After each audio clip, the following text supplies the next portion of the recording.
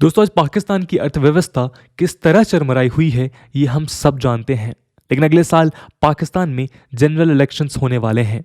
इसको ध्यान में रखते हुए पीएम इमरान खान ने जनता का ध्यान आकर्षित करने के लिए एक नई तरकीब अपनाई, जिसमें उन्होंने पाकिस्तान की आर्थिक हालत को सुधारने के लिए एक सिटीजनशिप स्कीम लॉन्च की, जिसको आम भाषा में सिटीजनशिप बाय इन्वेस्टमेंट या फिर सीआईपी भी कहा जाता है। इसके तहत दुनिया भर के अमीर लोगों को पाकिस्तान में इन्वेस्टमेंट करने के बदले परमानेंट सिटीजनशिप देने की बात की गई। ये स्कीम इसलिए भी बहुत इंपॉर्टेंट है क्योंकि इतिहास में पहली बार फॉरेनर्स को पाकिस्तान के रियल ईस्टेट सेक्टर में इन्वेस्ट करने का मौका दिया जा रहा है। लेकिन जिस देश के खुद के wealthy citizens United states, United kingdom, UAE और सऊदी अरेबिया जैसी कंट्रीज में अपना सारा पैसा इन्वेस्ट करते हैं, उस देश में क्या बाहर के लोग आकर इन्वेस्ट करना चाहेंगे? और तो और जहां महंगाई आसमान छू रही है और करेंसी की वैल्यू जमीन में धंसती जा रही है, ऐसे देश में क्या कोई सिटीजनशिप लेना चाहेगा? खैर, कोई सिटीजनशिप ले या ना ले, लेकिन यहाँ अहम सवाल ये है कि क्या इस तरह के शॉर्ट टर्म अनाउंसमेंट्स पाकिस्तान की इकोनॉमी में सच में कुछ सुधार कर पाएंगे? क्या इस तरह के मेजर्स पाकिस्तान में इन्वेस्टमेंट्स बूस्ट कर पाएंगे? आज हम इन्हीं सवालों के जवाब ढूंढने की कोशिश करेंगे। आज हम उन मुद्दों पर चर्चा करेंगे जिसकी वजह से लोग पाकिस्तान में इन्वेस्ट करना नहीं चाहते हैं। लेकिन उससे पहले हम पाकिस्तान की नई सिटीजनशिप पॉलिसी पर चर्चा करेंगे। तो चलिए शुरू करते हैं। नमस्कार दोस्तों, मेरा नाम है आदर्श और स्वागत है आपका स्टडी आईक्यू में। दोस्तों हाल ही में Afghanistan inter ministerial coordination cell की मीटिंग हुई, जिसको पीएम इमरान खान हेड कर रहे थे। इस मीटिंग में पाकिस्तान बोर्ड ऑफ इन्वेस्टमेंट के चेयरमैन अफजर अहसन ने पाकिस्तान में फॉरेन इन्वेस्टमेंट्स को बढ़ाने के लिए इस स्कीम को प्रपोज किया। हालांकि तब इस स्कीम को केवल वेल्दी अफगान नेशनल्स के लिए प्रपोज किया गया था, क्योंकि तालिबान के टेक ओवर के बाद rich Afghan citizens Turkey, Malaysia और मिडिल ईस्टर्न कंट्रीज में जाकर सेटल हो रहे थे। लेकिन अफजर एहसन के मुताबिक अगर ये स्कीम इंप्लीमेंट होती है तो अफगानिस्तान के साथ साथ बाकी देशों की सिटीजन्स के लिए भी वैलिड होगी। उनके मुताबिक इस स्कीम में कनाडा और यूएस के सिख को भी टारगेट किया जाएगा, जो करतारपुर कॉरिडोर जैसी रिलीजियस साइट पर इन्वेस्ट तो करना चाहते हैं लेकिन कर नहीं पा रहे हैं। साथ ही इसमें उन चाइनीज नेशनल्स को भी जगह दी जाएगी जो पाकिस्तान में नई इंडस्ट्रियल यूनिट्स लगाना चाहते हैं। इंफॉर्मेशन मिनिस्टर फवाद चौधरी ने ट्वीट करते हुए बताया कि ये पॉलिसी पाकिस्तान की first ever national security policy के अंतर्गत लाई गई है, जिसमें देश की इकोनॉमिक सिक्योरिटी पर ध्यान देने की बात की गई है। द डॉन के मुताबिक इमरान खान ने बाकी देशों में इस स्कीम की सक्सेस को देखते हुए इसे मंजूरी दी है। उदाहरण के तौर पर टर्की ने 2017 में ऐसी ही सीआईपी स्कीम लॉन्च की थी, जो बाद में वर्ल्ड की मोस्ट पॉपुलर और सक्सेसफुल सीआईपी स्कीम बनकर उभरी। खैर, इस स्कीम की ब्रीफ ओवरव्यू के बाद आइए आपको उन स्ट्रक्चरल इश्यूज से रूबरू कराते हैं जिससे ये पता चलता है कि ये स्कीम अपने मकसद में ज़्यादा सफल नहीं हो सकती। दोस्तों यहाँ हम उन फैक्टर्स पर चर्चा करेंगे जिनके बारे में कोई भी सिटीजन किसी दूसरे देश में सिटीजनशिप लेने और अपना पैसा इन्वेस्ट करने से पहले सोचता है। सबसे पहला फैक्टर है इकोनॉमी एंड इन्वेस्टमेंट क्लाइमेट। दोस्तों आज पाकिस्तान की इकोनॉमी दिवालिया होने की कगार पर है। देश में महंगाई सारे रिकॉर्ड्स तोड़ चुकी है। अक्टूबर 2021 में पाकिस्तान का इन्फ्लेशन 2020 के कंपैरिजन में लगभग 9.2% बढ़ा है। इसका कारण देश में बढ़ते इंपोर्ट्स को बताया गया है। पाकिस्तान में आज मैक्सिमम चीज़ें इंपोर्ट हो रही हैं। उदाहरण के तौर पर पाकिस्तान में वेजिटेबल्स एंड शुगर इंपोर्ट्स का बिल 50% बढ़ चुका है। आपको जानकर हैरानी होगी कि $10 बिलियन से ज़्यादा आज पाकिस्तान के फूड इंपोर्ट्स पर खर्चा होता है, जबकि आज से एक दशक पहले पाकिस्तान फूड का नेट एक्सपोर्टर हुआ करता था। इसी के साथ गवर्नमेंट का करंट अकाउंट डेफिसिट और फिजिकल डेफिसिट बढ़ता जा रहा है।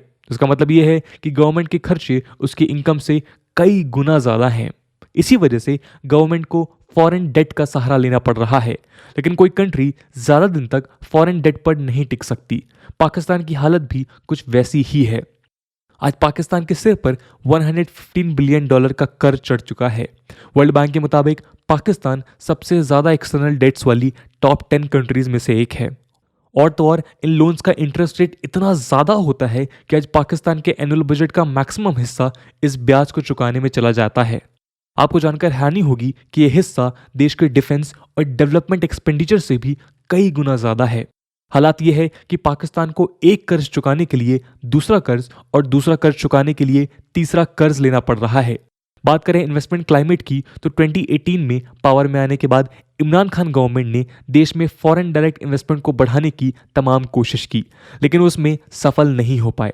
पाकिस्तान के स्टेट बैंक की रिपोर्ट के मुताबिक 2020 के कंपैरिजन में 2021 के फर्स्ट हाफ में पाकिस्तान के फॉरेन डायरेक्ट इन्वेस्टमेंट में 30% की गिरावट देखने को मिली है, जिस वजह से पाकिस्तान की इकोनॉमी और उसके इन्वेस्टमेंट क्लाइमेट पर बुरा प्रभाव पड़ा। इतना ही नहीं, आज पाकिस्तान का आयरन ब्रदर चाइना भी पाकिस्तान के इन्वेस्टमेंट क्लाइमेट को लेकर चौकन्ना है। 2013 में चाइना पाकिस्तान इकोनॉमिक कॉरिडोर की शुरुआत के साथ चाइना, यूएस और यूके को पीछे छोड़ते हुए पाकिस्तान के एफडीआई में सबसे बड़ा कंट्रीब्यूटर बन गया। लेकिन 2019 में जो एफडीआई $859.3 मिलियन के आसपास था, वो 2020 में घटकर $650.8 मिलियन पहुंच गया। रिपोर्ट्स बताती हैं कि इसका अहम कारण पाकिस्तान का बढ़ता डेट बर्डन ही है, जिसे इमरान खान गवर्नमेंट ने 3 सालों में ऑलमोस्ट डबल कर दिया है। साथ ही पिछले कुछ सालों से पाकिस्तान में इन्वेस्ट कर रही चाइनीज कंपनीज और सीपीसी अथॉरिटीज के बीच करप्शन के केसेस बढ़ते जा रहे हैं और पाकिस्तान की मिलिट्री सीपीसी प्रोजेक्ट के ऊपर अपना इन्फ्लुएंस बढ़ा रही है। तो इससे ये साफ हो जाता है कि क्यों चाइना सीपीसी के सेकेंड फेज में इन्वेस्ट करने से कतराता है। इसके अलावा पाकिस्तान के ऊपर चाइना का डेट आईएमएफ के कंपैरिजन में 2 गुना ज़्यादा है, जिससे ये खतरा है कि अगर पाकिस्तान लंबे समय तक इस कर्ज को नहीं चुका पाया तो वो पूरी तरह चाइना के इन्फ्लुएंस में आ जाएगा, जो फॉरेन इन्वेस्टर्स के लिए एक बहुत बड़ा डिस्करेजिंग फैक्टर होगा। दोस्तों, इसके अलावा इमरान खान गवर्नमेंट के अंडर पाकिस्तानी रुपये की वैल्यू 44% गिर चुकी है। 2018 में यूएस डॉलर की वैल्यू 123 पाकिस्तान रुपी थी, लेकिन आज वो बढ़कर 177.49 पाकिस्तानी रुपी हो गई है। इसी के साथ आज पाकिस्तानी रुपी दुनिया की वर्स्ट परफॉर्मिंग करेंसीज में से एक है। और तो और ये केवल यूएस डॉलर के टर्म्स में ही नहीं, बल्कि दुनिया की सभी करेंसीज के रिस्पेक्ट में गिरती जा रही है। दोस्तों, यूएस गवर्नमेंट की इन्वेस्टमेंट क्लाइमेट स्टेटमेंट ऑफ 2020 के मुताबिक पाकिस्तान की टैक्स पॉलिसीज हमेशा से इनकंसिस्टेंट रही हैं और ये हर गवर्नमेंट के पॉलिटिकल मोटिव्स के अनुसार बदलती आई हैं। इसी के साथ पाकिस्तान में अलग अलग प्रोविंसेस में टैक्स और बिजनेस पॉलिसीज एक दूसरे के साथ कोऑर्डिनेट नहीं कर पाती हैं।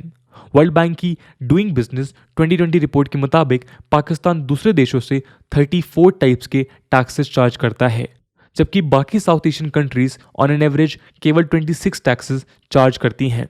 साथ ही पाकिस्तान टैक्स पेमेंट्स को एडवांस में डिमांड करता है। इसके अलावा पाकिस्तान किसी तरह के इन्वेस्टमेंट इंसेंटिव्स जैसे कि लो टैक्सेस या फिर इजी लोन्स प्रोवाइड नहीं करता है। तो इस तरह की अनस्टेबल टैक्स रेजिम इन्वेस्टर्स को और भी ज़्यादा डिस्करेज कर देती है। ऊपर से आईएमएफ के लोन्स की वजह से पाकिस्तान को सीवियर इकोनॉमिक पॉलिसीज अडॉप्ट करनी पड़ती हैं।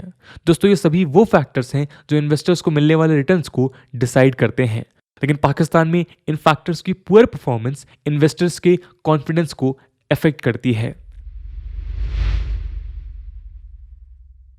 दोस्तों, कोई इन्वेस्टर किसी भी देश में इन्वेस्ट करते समय केवल वहां की इकोनॉमिक कंडीशंस को नहीं, बल्कि पॉलिटिकल स्टेबिलिटी और गवर्नेंस जैसे फैक्टर्स को भी कंसीडर करता है।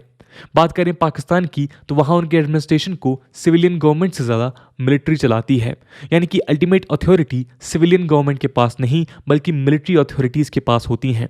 चाहे वो वॉर पर जाना हो या फिर टैक्स पेयर्स के मनी को इन्वेस्ट करना हो, पाकिस्तान में ये सभी डिसीजंस उनकी मिलिट्री लेती है। पाकिस्तान में शुरुआत से ही गवर्नमेंट और मिलिट्री रिलेशंस खराब रहे हैं। इसी कारण पाकिस्तान को आज तक कई मिलिट्री कूच झेलने पड़े। इस दौरान मिलिट्री ने गवर्नमेंट को हटाकर न सिर्फ पूरे देश की सत्ता अपने हाथ में ली, बल्कि सभी डेमोक्रेटिक इंस्टीट्यूशंस को भी चकनाचूर कर दिया और पूरे देश को आयरन हैंड के साथ रूल किया। हालांकि इन सभी कूच के पीछे मिलिट्री ने सिविलियन गवर्नमेंट की पुअर इकोनॉमिक परफॉर्मेंस और करप्शन का सहारा लिया। लेकिन इतिहास इस बात का गवाह है कि मिलिट्री रूल के अंडर पाकिस्तान की इकोनॉमी और भी ज़्यादा खराब हुई। तो कुल मिलाकर मिलिट्री की एक्सेसिव इन्वॉल्वमेंट देश की गवर्नेंस क्वालिटी और इकोनॉमी दोनों पर प्रभाव डालती है और इसका सीधा असर इन्वेस्टर्स कॉन्फिडेंस पर पड़ता है। इसके अलावा पाकिस्तान में डुअल सिटीजनशिप भी है, यानी आप पाकिस्तान में रहते हुए किसी और कंट्री की सिटीजनशिप ले सकते हैं।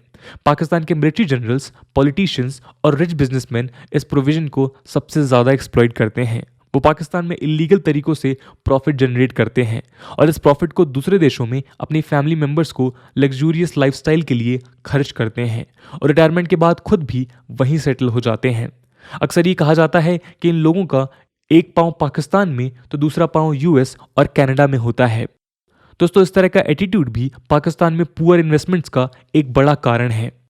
एक इंटरनेशनल रेटिंग एजेंसी फिच ने हाल ही में पाकिस्तान को क्रेडिट वर्दिनेस के लिए बी रेटिंग्स प्रोवाइड की। क्रेडिट वर्दिनेस यानी वो वैल्यू जिससे ये पता चलता है कि आप इन्वेस्टर्स को कितने ज़्यादा रिटर्न्स दे पाते हैं। उनका कहना था कि पाकिस्तान में वीक डेवलपमेंट और पुअर गवर्नेंस उनकी स्ट्रक्चरल वीकनेस को उजागर करती है। तो इस तरह की रेटिंग्स इन्वेस्टर के क्रेडिट के ऊपर रिस्क बढ़ा देती हैं। दोस्तों, ये तो हम जानते ही हैं कि पीस और स्टेबिलिटी के बिना किसी भी कंट्री में इकोनॉमिक ग्रोथ नामुमकिन है। इसी वजह से टेररिज्म पाकिस्तान की इकोनॉमी पर बुरा प्रभाव डालता है।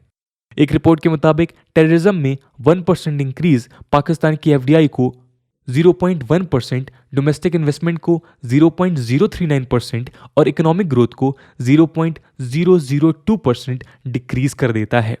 पाकिस्तान में टेररिज्म और उससे जन्मी हिंसा देश के फिजिकल इंफ्रास्ट्रक्चर और ह्यूमन कैपिटल पर भी बुरा प्रभाव डालती है, जिसकी वजह से केवल फॉरेन इन्वेस्टर्स ही नहीं बल्कि डोमेस्टिक इन्वेस्टर्स भी अपने इन्वेस्टमेंट को यहाँ से दूर ले जाते हैं। अब चूंकि टेररिज्म के चलते देश की ह्यूमन और फाइनेंशियल रिसोर्सेज दूसरे देशों में शिफ्ट हो जाती हैं, इससे पाकिस्तान की इकोनॉमी पर और भी ज़्यादा गहरा प्रभाव पड़ता है।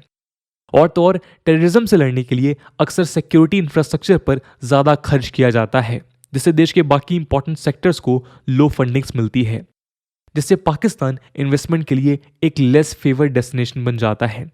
तो यहाँ एक तरह की विशियस साइकिल बन गई है, जहाँ ये सभी इंटर रिलेटेड फैक्टर्स एक दूसरे पर प्रभाव डालते हैं। इतना ही नहीं, पाकिस्तान के terror financing laws international standard के साथ मेल नहीं खाते, जिस वजह से पाकिस्तान 2008 के फाइनेंशियल एक्शन टास्क फोर्स की ग्रे लिस्ट में रखा गया है। रिपोर्ट्स बताती हैं कि इसी वजह से 2008 से लेकर 2019 तक पाकिस्तान की जीडीपी में $38 बिलियन का लॉस हुआ है। इसके अलावा पाकिस्तान में बढ़ते टेररिज्म की वजह से उसके ब्लैकलिस्ट में आने के चांसेस भी बढ़ गए हैं। साथ ही टेररिज्म को काउंटर करने की वजह से पाकिस्तान को इकोनॉमिक सैंक्शंस भी झेलने पड़ते हैं और जाहिर है कि ये इन्वेस्टर्स के लिए बड़ा डिस्करेजिंग फैक्टर है। दोस्तों, ट्रांसपेरेंसी इंटरनेशनल की 2019 की करप्शन परसेप्शन इंडेक्स में पाकिस्तान 180 कंट्रीज में से 120th पोजीशन पर था। इस इंडेक्स के मुताबिक पाकिस्तान में करप्शन की प्रॉब्लम 4 चीज़ों की कमी की वजह से है, जिसमें पहली है ट्रांसपेरेंसी, दूसरी है स्ट्रिक्ट पेनल्टीज, तीसरी है मेरिट बेस्ड प्रमोशन और आखिरी है स्टैंडर्ड सैलरीज। इन चीज़ों की कमी की वजह से वहाँ पर लोग करप्शन की तरफ ज़्यादा अट्रैक्ट होते हैं। यूँ तो पाकिस्तान में रिश्वत लेना और देना इलीगल है, लेकिन ये गवर्नमेंट एडमिनिस्ट्रेशन में हर लेवल पर खुले आम देखने को मिलता है। दोस्तों, बात करें जुडिशरी की तो सुप्रीम कोर्ट और हाई कोर्ट की कंडीशन तो बेटर है, लेकिन लोअर कोर्ट में बहुत ज़्यादा करप्शन और इनसफिशियंसी है। साथ ही साथ इन कोर्ट्स पर रिच, रिलीजियस और पॉलिटिकल फिगर्स का काफ़ी ज़्यादा कंट्रोल है। इसके साथ जुडिशरी के अपॉइंटमेंट्स में गवर्नमेंट और मिलिट्री का काफ़ी कंट्रोल भी है, जिसकी वजह से कोर्ट्स की इंडिपेंडेंस पर बुरा असर पड़ता है। ये तो पाकिस्तान में एक एंटी करप्शन ऑर्गेनाइजेशन भी है जिसका नाम है नेशनल अकाउंटेबिलिटी ब्यूरो, लेकिन ये ऑर्गेनाइजेशन भी फंड्स और स्टाफ की कमी से जूझ रही है, जिससे इसके काम पर बुरा प्रभाव पड़ता है। तो दोस्तों, ये सभी फैक्टर्स डायरेक्टली या इनडायरेक्टली इन्वेस्टर्स के कॉन्फिडेंस पर नेगेटिव इम्पैक्ट डालते हैं। तो कुल मिलाकर ये सब वो political, economic and security concerns हैं जिसकी वजह से पाकिस्तान में इन्वेस्ट करना आज बहुत ज़्यादा रिस्की है। लेकिन उससे भी ज़्यादा डराने वाली बात यह है कि पाकिस्तान की गवर्नमेंट इस सच्चाई को एक्सेप्ट करने को तैयार ही नहीं है। वो इस क्राइसिस का सारा ब्लेम एक्सटर्नल फैक्टर्स पर डाल देते हैं, जो पूरी कंडीशन को और भी ज़्यादा खराब कर देता है। खैर, इस डिस्कशन के बाद आप समझ चुके होंगे कि अगर पाकिस्तान सच में देश में इन्वेस्टमेंट्स को बढ़ाना चाहता है तो उन्हें इन सभी सेक्टर्स में स्ट्रक्चरल चेंजेस लाने होंगे। हालांकि पाकिस्तान में आज बढ़ चढ़कर जियो इकोनॉमिक्स जैसे कॉन्सेप्ट्स की बात हो रही है। जियो इकोनॉमिक्स में वो मेजर्स आते हैं जिससे पाकिस्तान अपनी स्ट्रेटजिक लोकेशन का इस्तेमाल करके अपनी इकोनॉमी को सुधार सकता है। लेकिन इस तरह का कॉन्सेप्ट तब तक कारगर नहीं साबित होगा जब तक पाकिस्तान डोमेस्टिक लेवल पर इन स्ट्रक्चरल वीकनेस को इम्प्रूव ना करे। तो दोस्तों, ये थी कहानी पाकिस्तान की नई पॉलिसी और उसकी सिटीजनशिप की। इस मुद्दे को लेकर आपका क्या ओपिनियन है कमेंट सेक्शन में ज़रूर बताइएगा। आज की वीडियो के लिए इतना ही। आई होप आपको वीडियो पसंद आई होगी, और अगर पसंद आई है तो अपने दोस्तों के साथ शेयर करना मत भूलिएगा। हम मिलते हैं अगले वीडियो में, तब तक के लिए जय हिंद, जय भारत।